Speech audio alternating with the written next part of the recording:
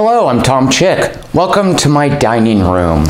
We're about to repair to the dining room table, and instead of showing you more of Aftermath, I'm not going to get a chance to mess with it much today. So I want to talk to you guys about shuffling cards, which I think anyone who's played board games, or I call card games board games. I don't even have boards, but right?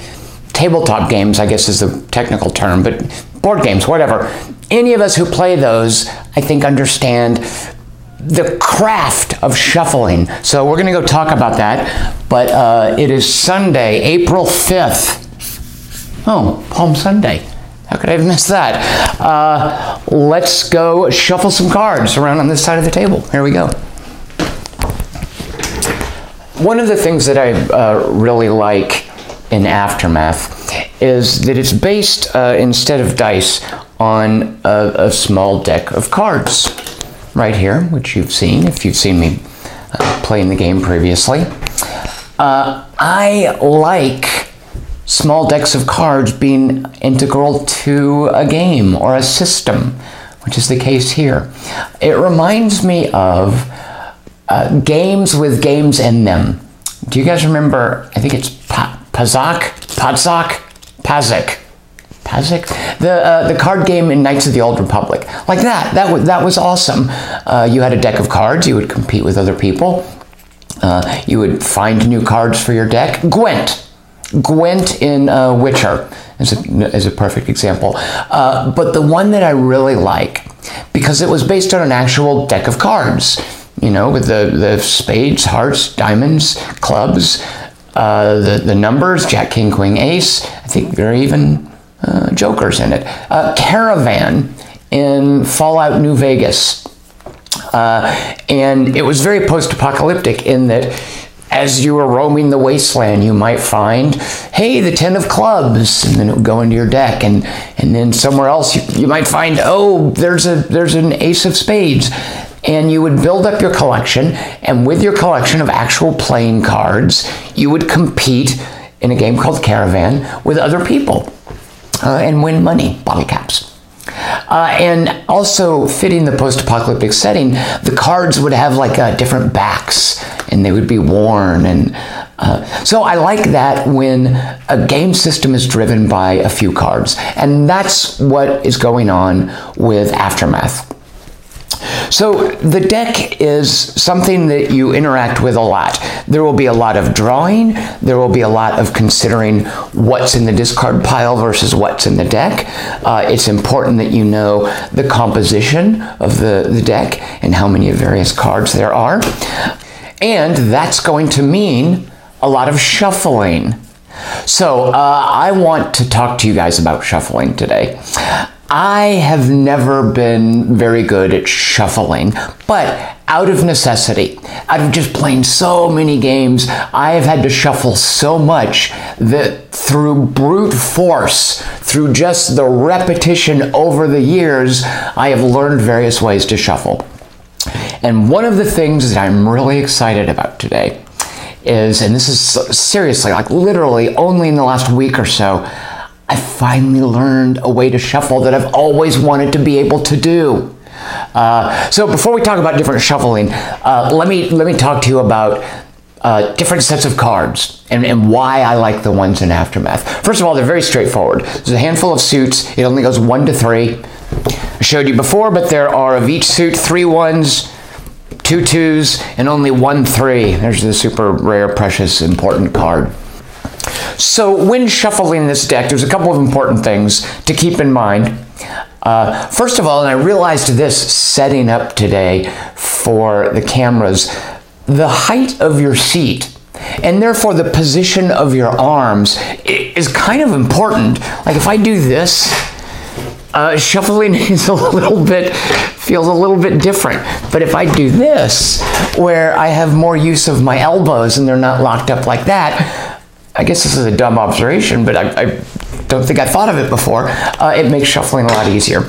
So here is the normal shuffle. I think it's called a riffle shuffle. I should have looked up the names of different shuffles. I have names for them. I don't think they're the actual names of what they are. So that, over the years, I've eventually learned how to do. And if you'll indulge me a personal note, it makes me think of growing up as a kid. My mother was just so good at doing not just the riffle shuffle, but specifically the second element of it, which, see that part, like I screw up, and I just remember as a kid being fascinated at how elegant and easily my mother could do that backward part of it. And I can just vividly see she had long, thin fingers, and she had the scrubbed hands of a nurse. My mother was a psychiatric nurse all her life. And I just remember as a kid seeing that and just being fascinated by the elegant sound of it and the tidiness of it and just how well she could do it. And what I've realized over the years is it's not just being able to do that shuffle isn't just being good at the shuffle. It's largely a matter of a couple of different factors. One of which is the size of the deck. I know what you're thinking. Come on, grow up. There's a such thing as a deck that is too small for that, and a deck that is too large. These are the cards for Legendary, superhero game. Tom, why do you have Legendary out there? Is that some sort of an indication of what's to come? Nothing. So this is what's called the hero deck in Legendary, and this is what you start with when you play a game and you're drawing 5 cards off of this. This is where you're buying cards from to add to your deck. It's a deck builder. And my feeling about this, it's a little bit too big. See, I've already screwed up. For the riffle shuffle. And I can kind of do it, and I can't do it. But it's a bit much of a handful. This is a character. Her name is Estra. She's a cool gypsy woman who has this dude's spirit, who's I guess her husband, who protects her. This is a deck of cards for Pathfinder, the adventure card game, and it represents this woman. It's her equipment, her spells, her companions, and it's a bit too small. There just aren't that many cards there to be able to do that.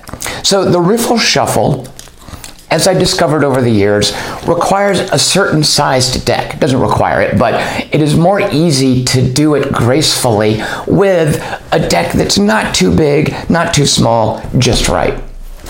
The other thing a riffle shuffle requires is, and I don't know why I didn't realize this is pretty self-evident, what the card is made out of.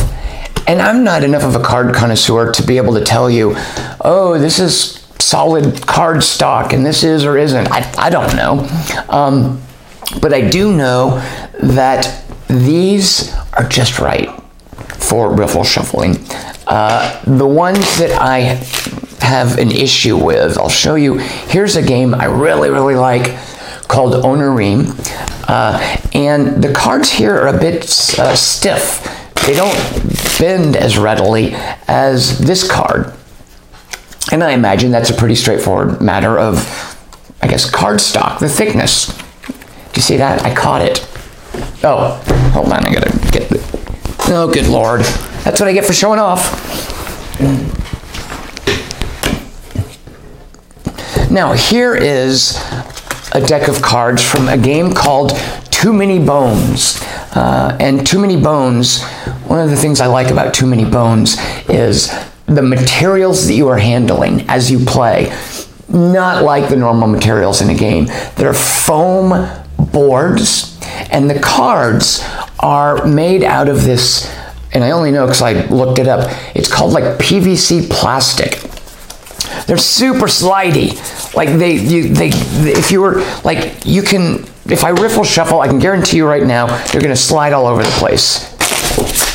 Well, okay, that wasn't bad. But look, you can do this sort of thing. Super easy. There's like no friction between them. And that's an important element too in riffle shuffling. So these PVC cards, it's kind of fascinating to feel them under your fingertips, but it's really weird. And they're super bendy, by the way. Oh, shoot. See what did I tell you?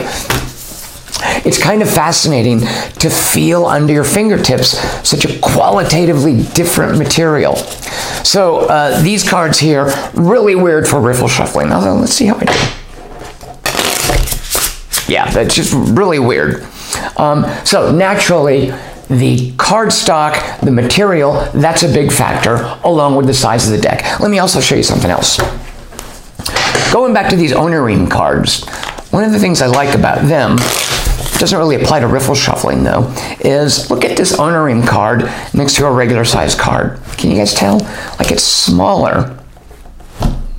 So that becomes a factor in handling the cards, especially with this other way of shuffling I want to show you. Now this, which I only recently learned to do well enough to be able to do it here on camera, I don't know what it's called. I'm going to call it the throw shuffle. And it's when you just do this. Now, I'm not doing it well, but I can tell you I'm actually doing it. I didn't used to be able to do this. This is only a development in this past week or so. And I love doing this, and it's efficient, by the way. I love seeing people do it on camera, seeing my friends do it. One friend of mine, his name is HQ. His name is Rich, but we call him HQ because his favorite game of all time is Hero Quest, so we make fun of him for that. But Rich is British. He's got this very posh accent. He's a very stylish fellow. And man, seeing him throw shuffle. The thing is about the throw shuffle, I had mistaken what was actually happening for so long. But seeing Rich throw shuffle, he just does it. I can't possibly do it, but I'm just going to imitate like how quickly he does it. Boom, boom, boom, boom, boom, boom, boom, boom, boom. Like that. It's amazing. So between his stylishness and his accent and his ability to just like do boom, boom, boom with the cards, he's like a dude out of a Guy Ritchie movie. So the throw shuffle, what had always confounded me is I thought what was going on was people were like threading cards in between other cards. And that's not at all what is happening. As you probably know, if you know what this is, you're just putting the cards in front. And I've even seen, I tried to watch videos once on YouTube. That was no help because the guy basically is like, here's the shuffle. I forgot what he even called it. Now I'm going to do it slowly. So instructional videos on YouTube, so hit or miss. 9 out of 10 of them are dumb. As I'm telling people watching a YouTube video, this is not instructional though. You're going to have to figure this out on your own. Anyway, so I learned this, and instrumental to learning it was realizing, no, you're not taking cards and then threading them in the middle. You're just putting them in the front. And I've even had this explained to me. The actual fundamental mechanic of it isn't throwing them down. That is easy enough to do. The difficult part, and I guess the hitch for me in learning it, was what you're really doing is putting your thumb down and pulling them back. It's not a matter of throwing the cards in, it's a matter of pulling them back. I had completely backwards the fundamental dynamic of it. It reminds me of being in theater when you are supposed to be choking someone. Movies too, by the way. Anytime you're fake choking someone, the way you do it is you put your hands around their neck and they push towards you and you pull away. Wait, what is it?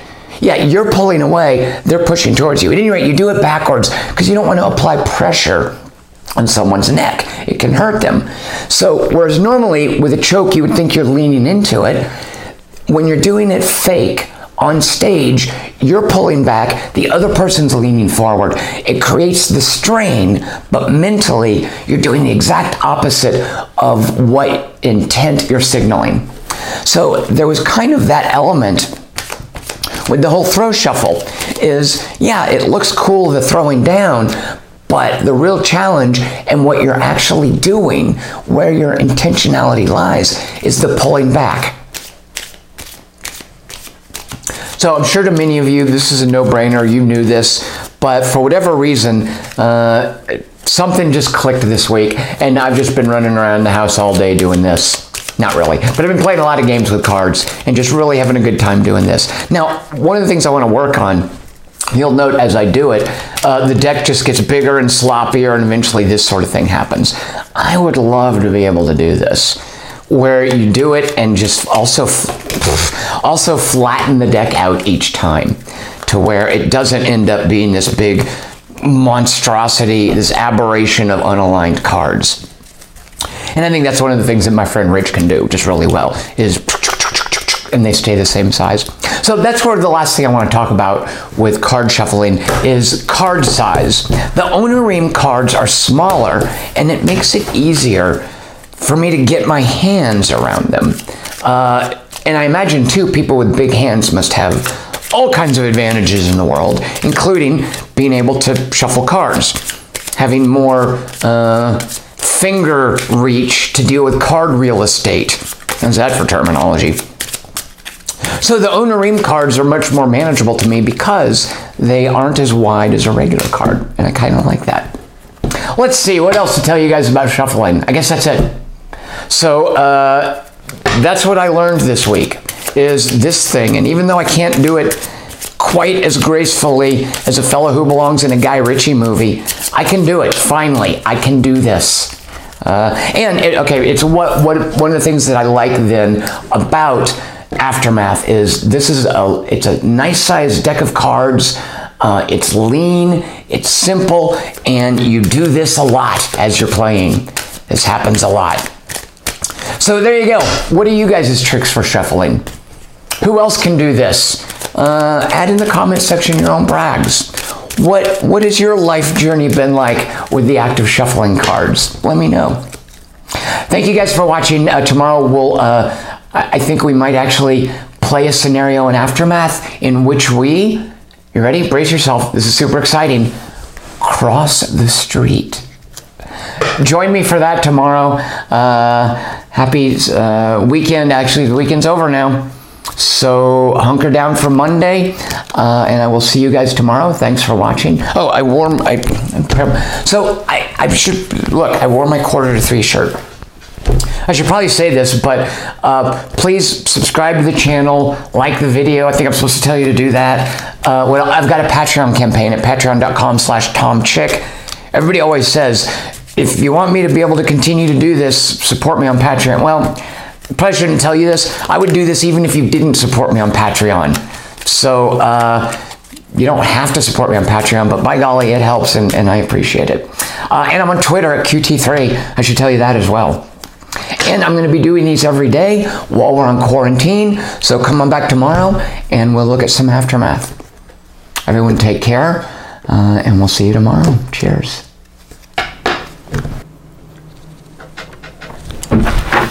Oh, shoot a monkey.